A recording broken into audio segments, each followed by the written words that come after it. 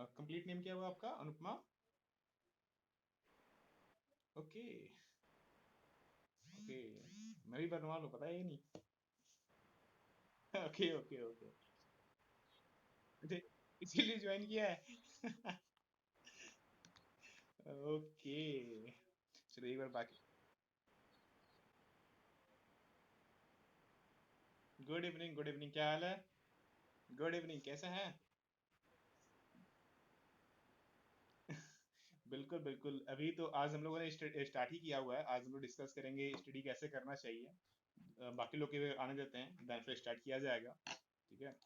अ, इस तरह से हम लोग डाउट की, जितने भी डाउट्स होंगे ना वो इस तरह से बीच बीच में कभी कभी आऊंगा, डोंट वरी, इस तरह से, क्योंकि जिनकी परफॉर्मेंस अच्छी नहीं होगी उनसे मैं इसी तरह से मिलूंगा। ये अच्छी बात नहीं है, बुरी बात है। क्योंकि बिल्कुल, जितने भी लोगों ने अभी तक टेस्ट भी दिया हुआ है, जो जो मेरे साथ अभी जुड़ रहे हैं, मैं उनका एक बार डिटेल्स भी चेक कर ले रहा हूँ कि उन्होंने क्या क्या चीज़ें टेस्ट दी हुई है और क्या क्या चीज़ें उन्होंने की हुई है अपनी परफॉर्मेंस में। एक बार मैं, चलो तब सबसे पहले बात करते हैं, आप लोग स्टडी किस तरह से करते हैं? चलो बाकी लोग बाद में ज्वाइन हमारे साथ करते रहेंगे, ठीक है ना। सबसे पहले बात करते हैं, आप लोग जो पढ़ाई है वो किस तरह से करते हो? कोई एक बताओ, फिर मैं बताता हूँ कि रियल में पढ़ना किस तरह से चाहिए।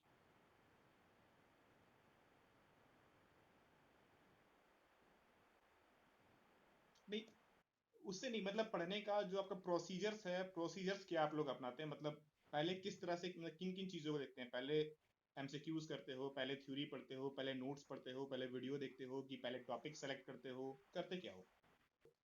दूसरी चीज, एग्जाम के लिए पढ़ना कैसे है? सबसे पहली चीज यहाँ पर हमारे साथ जो भी लोग कनेक्टेड हो, मैं बता दूं कि आप लोग अलग अलग एग्जाम से हो। कुछ लोग पीजीटी से हैं, कुछ लोग यूके ट्रिपल एससी की तैयारी कर रहे हो, कुछ लोग नेट की तैयारी कर रहे हो। तो यहाँ पर डिफरेंट डिफरेंट है, और ये बाद में भी कनेक्ट होते हैं, तो डिफरेंट डिफरेंट आप लोग होंगे। ठीक है ना। सबसे पहली चीज, सिलेबस उठाओ। सिलेबस उठाओ, और नहीं है तो डायरेक्टली मुझसे चैट में मांग लेना, मैं सिलेबस दे दूंगा, ठीक है। सिलेबस उठाओ, उनके चैप्टर्स को देखो, और चैप्टर्स के 3 पार्ट में उसको डिवाइड करो। 3 फ्रेज कौन से होंगे वो समझना। पहला फ्रेज वो जो आपको बड़े अच्छे से आते हैं कि यार ये क्वेश्चन दे दो, बना ही डालूंगा, चाहे कुछ भी दे दो। पहला वो फेज हो गया। दूसरा में वो टॉपिक डालना है जो कि आपको लगता है कि हाँ इसके 50%, 60%, 25% एटलीस्ट मैं कवर कर लूंगा या कर लूंगी, जो भी चीजें, ठीक है। तीसरे में वो, यार ये बनता ही नहीं है, बड़ा टफ है। तीन अलग अलग जब सिलेक्शन हो जाए, ठीक है ना, तो सबसे पहले तीनों को सेलेक्ट कर लेना है कि तीनों कौन कौन सी चीजें होंगी। पहले में आपका आएगा जो आपको बड़े अच्छे से आते हैं कि नहीं यार ये मेरे लिए हलवा है, मतलब ऐसे होता है ना, ये हलवा है, नहीं ये तो बन ही जाएगा, चाहे जो पूछना है पूछ लो। दूसरे में जो हाँ बन सकता है, मे बी हाँ कुछ थोड़ी बहुत गलती हो जाए, चलता है, मतलब 10 क्वेश्चन दिया तो उसमें से 8 बन जाए, 7 बन जाए, कभी कभी 5 बन जाए, मतलब मिस बन रहे। और एक है वो लक बाई चांस में सही हो रहा, तुक्का मार दिया, ABCD राम भरोसे, सही हो गया तो ठीक है, नहीं हुआ तो जयराम जी की, ठीक है। तो 3 फ्रेजेस आपने कर लिए। अब करना क्या है, अब पढ़ना कैसे है, ये 3 तो आपने कर लिया।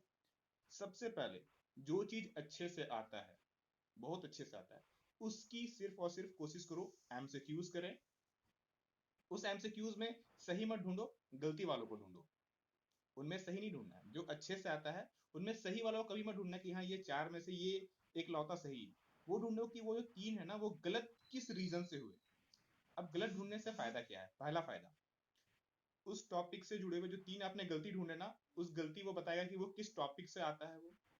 ठीक है, जैसे सब 4 ऑप्शन है, एक हमने सही था वो ढूंढ लिया, ये 3 जो गलत है, ये तीनों अलग अलग टॉपिक से आएंगे कहीं ना कहीं। तो ये टॉपिक्स क्लियर करेंगे आपको कि आपको अब क्या पढ़ना है, तो ये टॉपिक की एक नॉलेज मिल जाएगी। ठीक है। अब ऐसा नहीं है कि जो चीज बहुत अच्छे से आती है उसे रोज पढ़ना है, वीक में एक बार बनाओ, 2 बार बनाओ, बहुत है, और आधा से 1 घंटा तो उससे ज्यादा नहीं। ठीक है। दूसरी जो सेक्टर थी हमारी, जिसमें ये था कि कुछ बहुत आती है। अब उसमें भी जो चीजें हैं, अब वो सबसे पहले ढूंढना है कि क्या चीजें जो है जिस कारण से मैं रुक रहा हूँ। ठीक है। मीन्स थ्योरी रोक रही है, कुछ समझ में नहीं आ रहा है, या फिर कुछ ऐसी चीजें हैं, सपोज नॉमरिकल है तो आखिर कोई तो कैलकुलेशन होगा जो रोक रहा है मुझे। ठीक है। तो वो पहले ढूंढो कि आखिर क्यों ये चीजें गलत हो रही है, इस पे कौन कौन से क्वेश्चन है जो इजिली बनते हैं और कौन कौन से नहीं बनते। जो इजिली बनते हैं अगेन फिर उसी को बनाना है। अब एक चीज समझना है, जो बीच वाला पोर्शन था जिसमें हमारी 25-50% सही हो रही थी, उसमें से जो क्वेश्चंस बन रहे हैं ना वो क्यों बन रहे हैं, वो ढूंढो। क्यों बन रहे हैं वो मोस्ट इंपॉर्टेंट है। वाई का आंसर हमेशा ढूंढा करो, क्यों ये बन जा रहे हैं, इसमें कुछ तो ऐसा होगा जो मुझे आ रहा है तभी बन रहा है। अब क्यों ढूंढने से फायदा ये चीज मिलेगा कि उसके जो रिलेटेड टॉपिक्स होंगे ना, वो जो नहीं बन रहे हैं उसको वो कंपेयर कर देंगे। देखो कॉमर्स में एक खासियत ये है कि मैनेजमेंट जो पोर्शन है हमारा ना, वो पूरी की पूरी बिजनेस को कवर कर लेता है, पूरी की पूरी बिजनेस को। और जब भी आप कॉमर्स बनाओ या क्वेश्चंस बनाओ, तो क्वेश्चन में घुस घुस जाओ और समझो कि ये मेरा बिजनेस है, दैट्स इट, ये मेरा बिजनेस है। अपने बिजनेस माइंड से सोचो, ये मत सोचो कि सामने वाला पार्टी है, ए है, बी है। ए बी को हटाओ, खुद को बैठा दो कि नहीं, विकास आनंद का ये बिजनेस है, अनुपमा का बिजनेस है, विक्रम का बिजनेस है, जिनका भी है, पर्टिकुलर ये मेरा बिजनेस है और मुझे करना है। उसके बाद से सोचना, डेबिट क्रेडिट जनरल एंट्री उसी दिन खत्म। एक चीज बताता हूँ, डेबिट क्रेडिट में बहुत लोगों का गलती होता है ना, जिस दिन रिप्लेस कर दोगे, मतलब खुद को लगा लोगे उस जगह पे ना, उस दिन डेबिट क्रेडिट सही हो जाएगा, एक भी गलती नहीं होगा कभी भी नहीं।